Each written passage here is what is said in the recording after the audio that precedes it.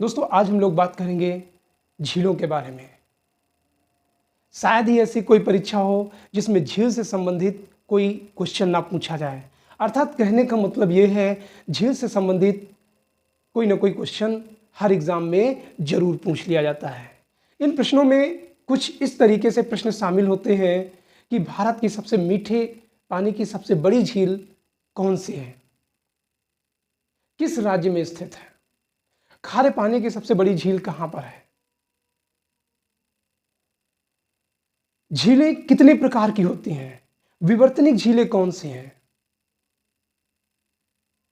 मीठे पानी की झीलों में कौन सी झील सबसे ऊंचाई पर स्थित है, लोकटक झील कहां पर है, लद्दाख में कौन सी झील स्थित है। इसके साथ साथ प्रश्न ये पूछा जाता है कि इन झीलों का क्या योगदान है मानव जीवन में। अगर झीलों के मानव जीवन से संबंधित देखा जाए तो बहुत बड़ा योगदान रहता है। खासकर बरसात के समय में जब बाढ़ की अवस्था होती है तो झील अपने अंदर पानी को समेट लेती है, अर्थात पानी को एब्जॉर्ब कर लेती है और आसपास का एरिया डूबने से बच जाता है। और सूखे के मौसम में ये झीलें लोगों को जीवनदायी के रूप में कार्य करते हैं, सिंचाई के लिए प्रयोग में आती हैं,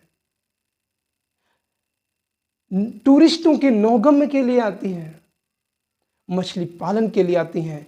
तो इस तरीके से आप देखते हैं कि झीलों का अपना एक बड़ा योगदान है। तो झीलों के संदर्भ में यहां पर हम समझ लेंगे कि कौन कौन से प्रश्न पूछे जाते हैं। सबसे पहले जानने का प्रयास करेंगे झीलें कितनी प्रकार की होती हैं और उनका निर्माण कैसे होता है। तो आप आमतौर पर देखेंगे कि झीलें दो प्रकार की होती हैं, एक कृत्रिम झीलें यानी मानव द्वारा निर्मित झीलें और एक प्रकृति द्वारा निर्मित।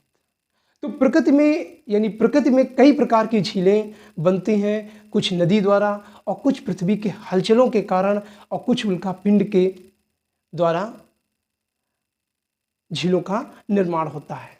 तो इन झीलों के प्रकारों में हम देखेंगे कि कैसे कैसे झीलों का निर्माण होता है।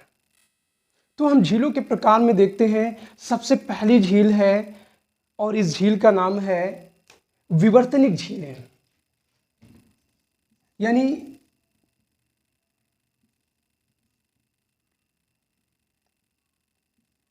विवर्तनिक झीलें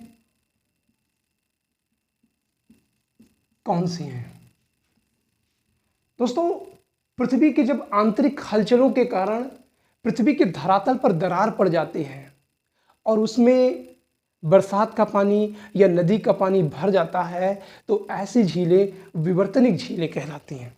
जैसे ये पृथ्वी का ऊपरी धरातल है और पृथ्वी के नीचे की लेयर में हलचल हुई और इस हलचल के कारण पृथ्वी के ऊपरी लेयर में क्या है, दरार पड़ गई है और इस दरार में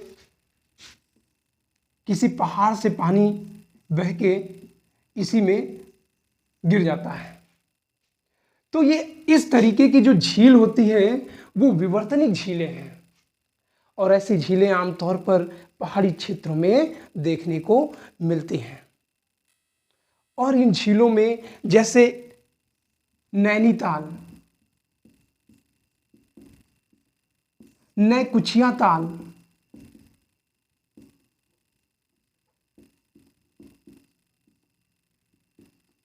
भीमताल। दोस्तों, अभी हम झीलों के प्रकारों के बारे में बता रहे हैं, उसके बाद ये झीलें किस राज्य में स्थित हैं, राज्य वाइज भी हम इसको डिफाइन करेंगे। तो इस तरीके की जो झीलें हैं वो विवर्तनिक हलचलों के कारण यानी पृथ्वी के आंतरिक हलचलों के कारण ऐसी झीलों का निर्माण होता है। अर्थात पृथ्वी में जब दरार पड़ जाती है और उन दरारों में पानी भर जाता है तो ऐसी झीलों का निर्माण होता है। इसके बाद हम लोग देखते हैं क्रेटर झील। अब हम बात करते हैं क्रेटर झील का निर्माण किस तरीके से होता है। तो जैसे पृथ्वी का धरातल है, क्रेटर झील, क्रेटर झील। जैसे पृथ्वी का ये धरातल है और पृथ्वी के धरातल में एक लेयर है और इस लेयर में गैस बनती है जिसे मोह असंबद्धता लेयर कहते हैं। और इसी लेयर से जब ये मोह असंबद्धता लेयर है और इसी में जब गैस अधिक हो जाती है तो ये ऊपर की चट्टान को तोड़ती हुई धरातल पे आती है और यहाँ पर एक ज्वालामुखी विस्फोट बन जाता है, अर्थात ज्वालामुखी विस्फोट होता है। और यहाँ पर ज्वालामुखी विस्फोट में दो तरीके की स्थितियां होती हैं। यदि अंदर से निकलने वाला मटेरियल द्रव रूप में होगा तो वो दूर तक क्या है, फैलता चला जाएगा। और इसी मिट्टी का जब हजारों सालों में यही मिट्टी ज्वालामुखी विस्फोट से जो निकली है, इस मिट्टी में अपरदन होगा, क्षरण होगा और यही मिट्टी जो है हजारों किलोमीटर तक फैलती चली जाएगी और यही काली मृदा बन जाएगी। और यदि अंदर से निकलने वाला जो मटेरियल होगा वो गाढ़ा होगा तो वो एक शंकुनुमा आकार बना देगा और इसी में ये मटेरियल ऐसे धीरे धीरे करके जाम हो जाएगा। और जब इस ज्वालामुखी के मुंह पर बंद हो जाएगा और जब इसमें बरसात का पानी भर जाएगा तो ये एक झील नुमा बन जाएगा और यही क्या कहलाएगा, क्रेटर झील। अर्थात क्रेटर झील वो झीलें हैं जो ज्वालामुखी के मुख पर बरसात का पानी या किसी नदी का पानी आके भर जाए तो वो क्या होगा, क्रेटर ज्वालामुखी। और नदी आप इस तरीके से कह सकते हैं कि ये ज्वालामुखी विस्फोट ऊंचाई पर भी हो सकता है और नीचे भी हो सकता है। तो ये क्रेटर झीलें ये दूसरे प्रकार की झील है। इसके बाद हम बात करते हैं नदी झीलें, यानी नदियों में भी क्या है, झील बन जाती है। अर्थात नदी में झील किस तरीके से बनती है इसको हम देखते हैं। जैसे कोई नदी है पहाड़ी क्षेत्रों से निकलती हुई मैदानी क्षेत्रों में जाती है इस तरीके से। तो नदी जब पानी जिस मार्ग से बहती है उसका एक अपना मार्ग लगभग निश्चित होता है, लेकिन इसके बावजूद भी जब बरसात के समय इन नदियों में पानी बहुत अधिक होता है तो ये अपने मार्ग को बदल देते हैं। एग्जाम्पल के लिए, जैसे जब ये नदी यहाँ से निकली तो सबसे पहले इसने यहाँ पे फोर्स मारा होगा और जब ये चट्टान नहीं तोड़ पाई तो ये पानी जो है इधर की तरफ मोड़ हो गया। लेकिन ये नदी जो है हर वर्ष इसी दीवार पे फोर्स मारेगी और एक दिन समय आएगा हजारों सालों में ये नदी अपना मार्ग ऐसे करके इधर से बना लेगी। तो आप देखेंगे कि नदी का पानी अब यहाँ बीच में दो धाराओं में बट जाता है, एक इस धारा में और एक इस धारा में। क्योंकि फोर्स यहाँ पे बन जाता है और ये पुराना क्षेत्र रहता है, इसलिए यहाँ पर क्या है, एक गड्ढा नुमा आकार बन जाता है और इसी को नदी झील कह सकते हैं या गोखुर झील कह सकते हैं या इसी को छाड़न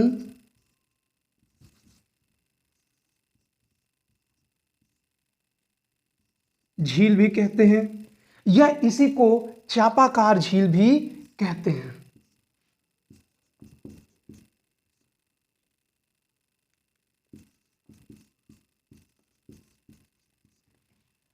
और इस बीच में द्वीप को नदी द्वीप कहते हैं। क्या कहते हैं, नदी द्वीप। तो इस तरीके से यहां पर गोखुर झील कह सकते हैं या छाड़न झील कहते हैं या चापाकार झील कहते हैं। इसके साथ साथ नदियों में एक झील और बनती है जिसे हम कुंड कहते हैं। क्या कहते हैं? कुंड। कुंड आमतौर पर जब नदी घुमाव की स्थिति में होती है तो वो अपना पानी को ऐसे कर्व की तरह घूमती है और नीचे से मिट्टी को निकालते हुए ऊपर ऐसे घूमती हुई चली जाती है। जैसे ये नदी यहाँ पर आई इधर की तरफ, तो ये नदी जब जाएगी इस दिशा में तो यहाँ पर नीचे को रगड़ते हुए धरातल पे और ऐसे काटते हुए पलट की नदी आगे बढ़ जाएगी। तो यहाँ की एरिया में यानी कुंड वाले एरिया में आप देखेंगे कि एक गड्ढा बन जाता है। यहाँ की अपनी विशेषता होती है कि यहाँ पर मिट्टी जो मृदु होती है, बहुत मृदु, वो तो कट जाती है, लेकिन जो हल्का कठोर टाइप में मिट्टी होती है वो इसके धरातल का काम करती है। हल्की कच्ची, हल्की कठोर मिट्टी, कठोर मिट्टी। तो यहां पर क्या है, एक गड्ढानुमा आकार बन जाता है और इसमें नदी के पानी यानी नदी सूख जाने के बाद भी यहां पर एक लंबे समय तक पानी भरा रहता है। और इस तरफ तो मिट्टी नहीं रहेगी, लेकिन इस तरफ नदी के इस भाग में आपको दलदल जैसा नजर आएगा, क्योंकि पानी का जो फोर्स है वो इस दिशा में मुड़ जाता है। तो जो यहाँ की मिट्टी होती है वो निकल के कुछ तो बाहर चली जाती है और कुछ इस भाग में क्या है, दलदली मिट्टी पड़ जाती है।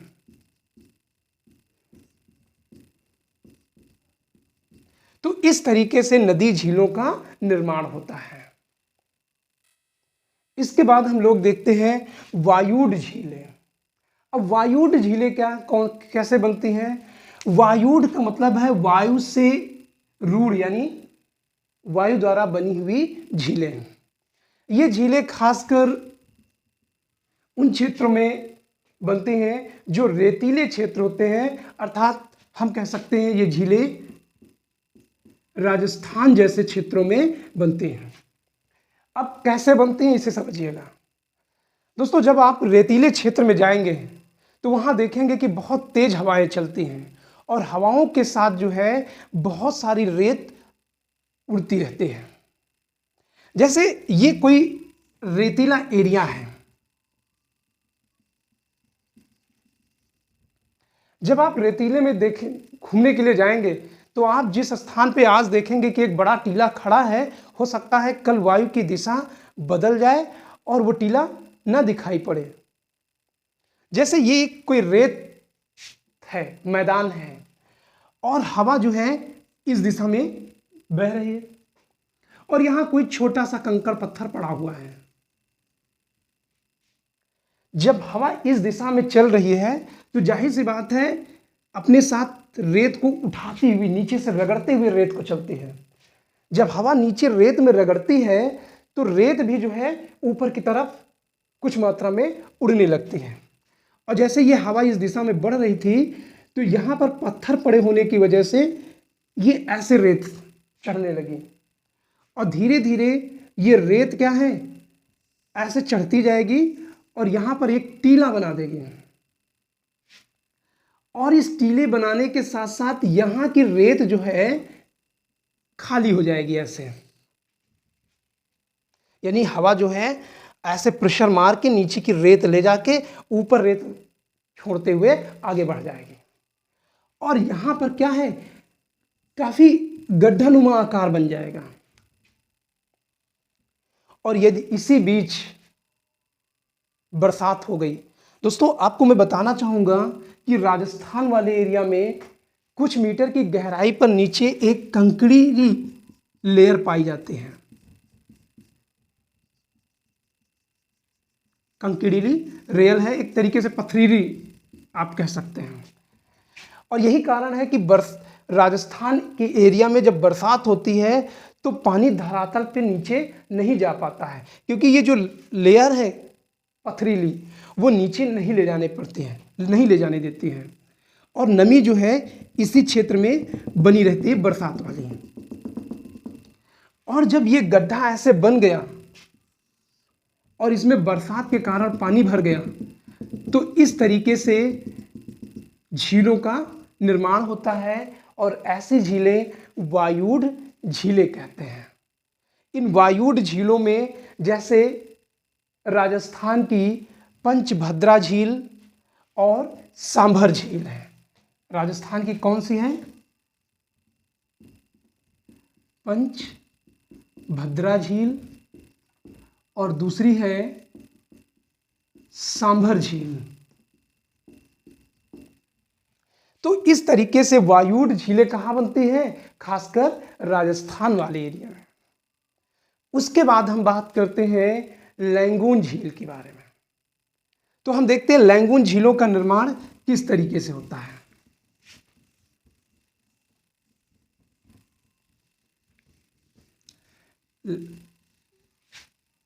लैगून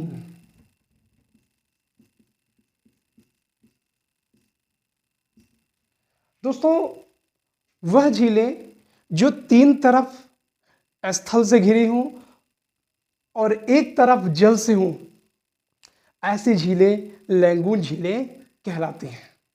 एग्जाम्पल के लिए जैसे आप ये ऐसे दक्षिण भारत का स्थल देखेंगे तो उड़ीसा में एक झील है जिसका नाम है चिल्का झील। और चिल्का झील जो है कुछ ऐसे है, इस तरीके से। तो ये तीन तरफ स्थल से घिरी हुई है और एक तरफ जल से, अर्थात इस नदी का संपर्क जो है समुद्र से बना रहता है और इसी कारण इस झील को क्या कहते हैं? लैगून झील। इसी तरीके से एक और झील है, ये केरल है, ये तमिलनाडु है और ये आंध्र प्रदेश। और तमिलनाडु तथा आंध्र प्रदेश की सीमा पर स्थित है पुलिकट झील। ये एक द्वीप है और ये झील जो है पुलिकट झील है।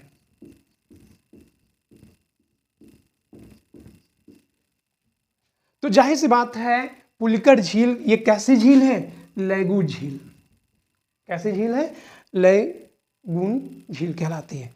इसी तरीके से केरल में एक झील है जो अष्टमुडी झील है।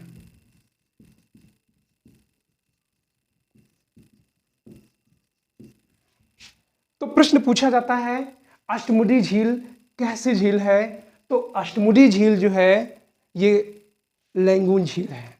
कोयल झील, कई तरीके की झीलें हैं जिनके बारे में हम लोग आगे बात करेंगे।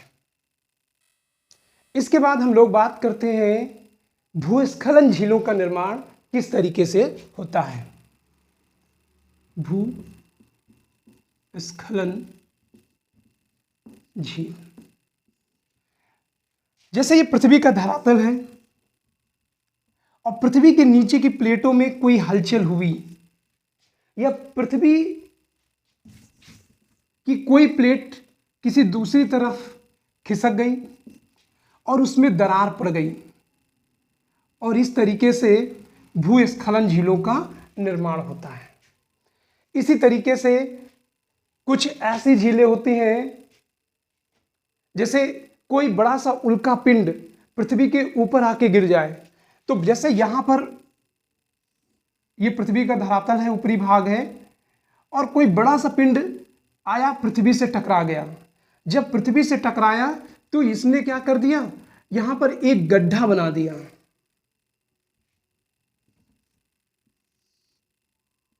क्या बना दिया? गड्ढा बना दिया। और इसी गड्ढे में जब पानी भर जाएगा तो ये भी एक झील बन जाएगी। तो इस तरीके से हम देखते हैं कि झीलों का निर्माण कई तरीके से होता है। अब इनमें इसी में से अगला टॉपिक है कि कौन सी झील कहां पर स्थित है। तो ये झीलों के प्रकार के बारे में अब हम एक एक राज्य को उठाएंगे और वहां पर बताएंगे कहां पर किस राज्य में कौन सी झील है और उसकी अपनी क्या विशेषता है। दोस्तों ये एक दक्षिण भारत का स्थल है, ये केरल है।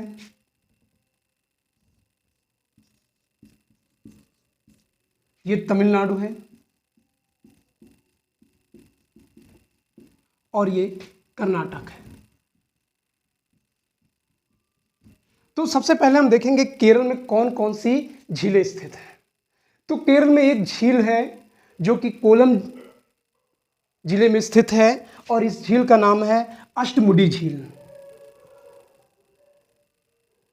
कौन सी झील? अष्टमुडी झील।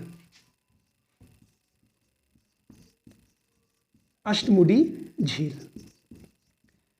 अष्टमुडी का मतलब है इसकी 8 शाखाएं होना। वैसे शाखाएं तो कई सारी हैं, लेकिन 8 बड़ी शाखाएं हैं और इसीलिए इसको अष्टमुडी झील कहा जाता है। प्रश्न कैसे पूछा जाता है कि अष्टमुडी झील किस राज्य में है? तो केरल राज्य में है। कैसी झील है? तो ये एक लैगून झील है। कैसी झील है? लैगून झील है। और ये झील अंतर्राष्ट्रीय रामसर समझौते के अनुसार आर्द्र भूमि संरक्षित क्षेत्र घोषित की गई है। आर्द्र भूमि, तो आर्द्र भूमि और किसके तहत?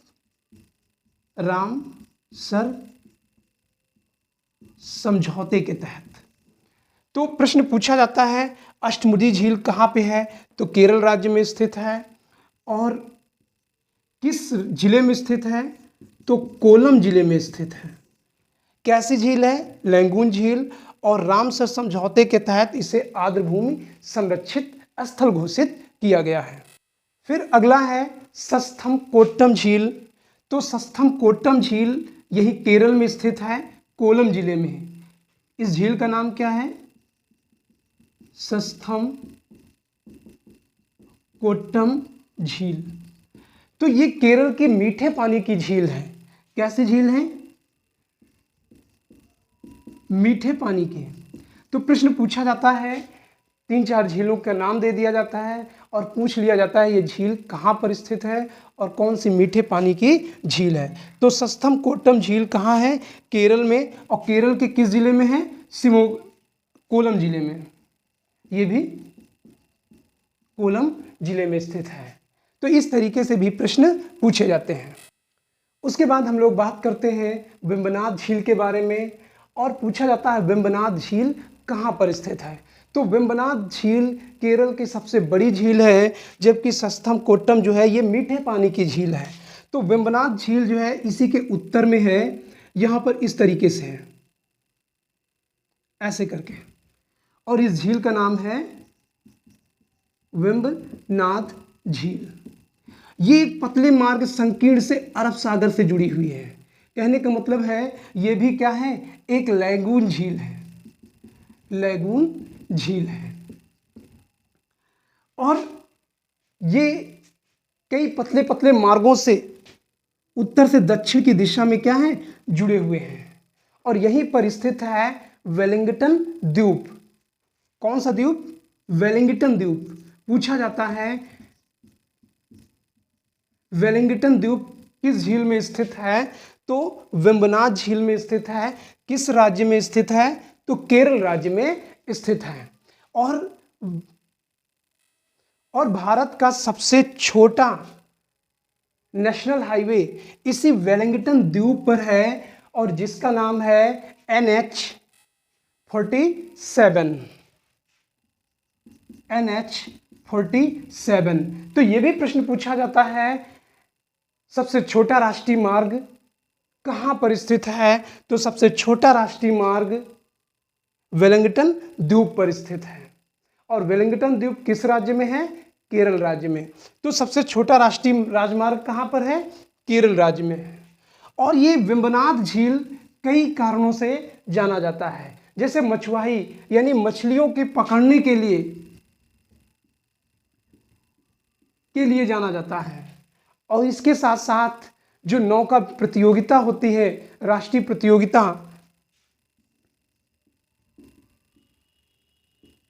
नौका राष्ट्रीय प्रतियोगिता इसी झील में स्थित होती है। कौन से?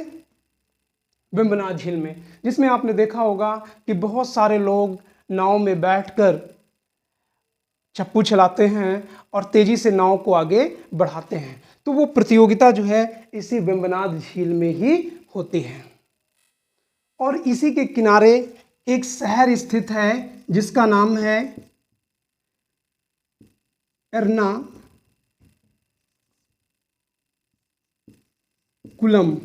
तो प्रश्न ये भी पूछा जाता है, एर्नाकुलम किस झील के पास स्थित है? तो एर्नाकुलम वेम्बनाड झील के पास स्थित। केरल में एक झील और है, कुमारकोनम झील। कौन सी है? कुमारकोनम झील। एक तरीके से ये एक पक्षी अभयारण्य है, लेकिन क्या है? पक्षी अभयारण्य है।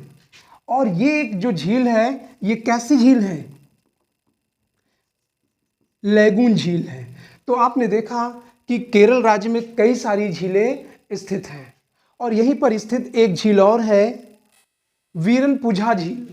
और वीरनपुझा झील इसी के उत्तर में स्थित है, और इसका नाम है वीरनपुझा झील।